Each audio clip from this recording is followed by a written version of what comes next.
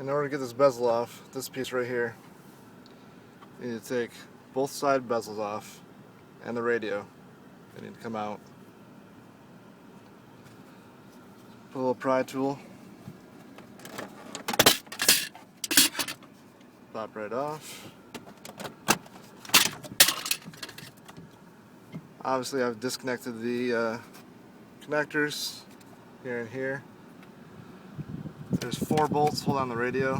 One there, one down there, one down here, one up there, and the radio comes out.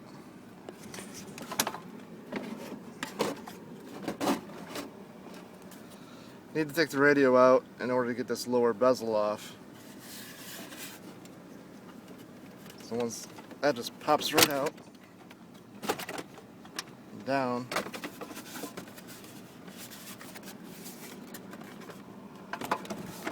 then you set the radio back in place, and you should be able to get to your missing switch.